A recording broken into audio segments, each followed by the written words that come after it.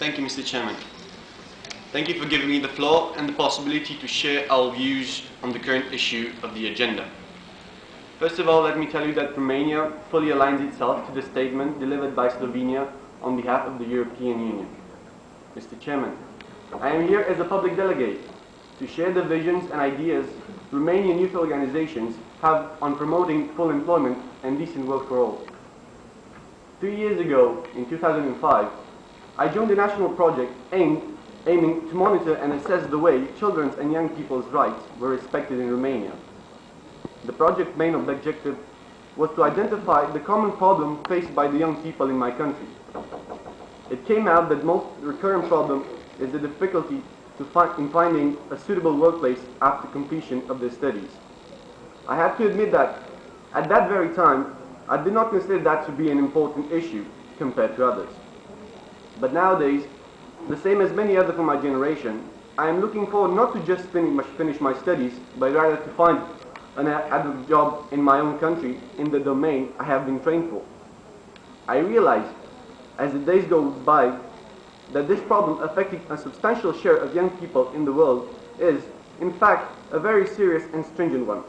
My country, as a transitional economy, and despite the efforts we all make in this respect, still has to face this kind of difficulties. Mr. Chairman, not only in Romania, but all over the world, young generation is exposed to increasing difficulties in finding proper employment after graduation. Figures indicate that about 1/3 of the working age population in the world does not participate in the labor market at all. Why does this happen? Despite the economic growth around the world, employment opportunities are lagging due to the strange changes on labor markets and the existence of more informal forms of employment. According to the report of the General Secretary on promoting full employment and decent work for all, these alternative opportunities have caused the percentage of informal workers to grow from 40% in the 1980s to more than 50% today, and this mainly occurs in urban areas. Even more, young women are more vulnerable, as the likelihood for them to remain unemployed after graduation is 2/3 greater than for the men. Only few young people managing to get employment after completing their studies go into jobs that pay very few small wages in comparison with the amount of work done. There are too many of them accepting to work on the black market and disregarding risks related to giving up on their social rights like optimum work conditions, social protection, and all of these compromises just for a few pennies more. The right to work lies among the fundamental rights. Why should we pay such an unreasonable price to access it? Why should we compromise on this when we offer the best we have, our energy, visions, and our minds?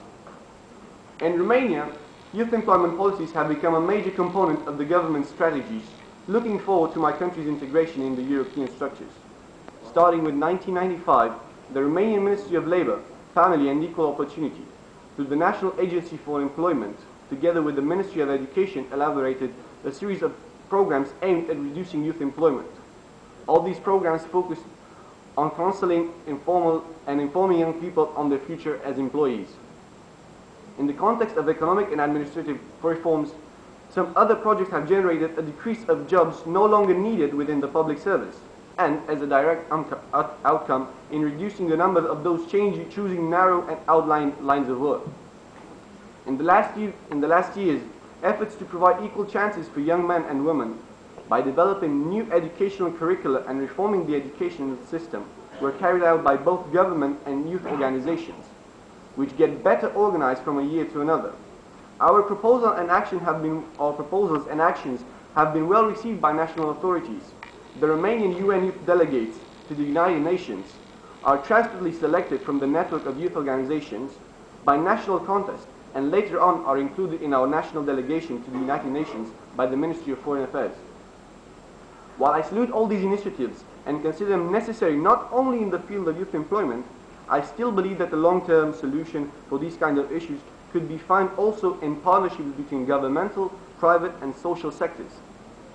Public-private partnerships are common in the European Union, especially in the field of services and particularly in the area of public health and education. In Romania, private social partnerships have started being developed in order to find better and more inclusive solutions for social processes affecting economic and social actors. Such solutions have already generated job fairs, specialized websites, counseling offices, and so on, where local and national employment authorities, private companies, and social initiatives collaborate to help find adequate jobs. According to that experience, we have strong reasons to believe that public-private social partnerships should include more universities, technical schools, and private companies. We all know that private enterprises can only partially finance the educational system in our country. And what would be that gain? Private companies could have a say in a curricular elaboration, and meanwhile, they could also contribute to the state's effort in reconvening the outdated lines of work. Such joint efforts would lead to the decrease in youth unemployment, and it would increase the number of skilled young workers adapted to the requirements of the current economic environment. Mr. Chairman, it is widely accepted that young people are among the key actors of the global society that is developing as we speak. A poor handling of youth employment issues could generate, in the coming future, in our own region, but also in the rest of the world, undesirable outcomes. We all know that youth employment is a part and parcel of the Millennium Development Goals, a vital UN initiative in its mid-course. This is why now we believe it is time for us to reaffirm our commitment to the Millennium Development Goals and accelerate our efforts so they can be achieved by the year 2015. Mr. Chairman, we strongly believe that young people can offer valuable inputs to a wide range of youth-related problems. And it would have, of course, been better if more youth delegates had been able to attend the current session of the Committee of Social Development. That is why I wish to kindly ask every member state to make all necessary efforts to include, in the coming years, youth representatives in their national delegations. This in order to facilitate a more in-depth dialogue where diverse youth opinions from all over the world could be heard. Thank you, Mr. Chairman.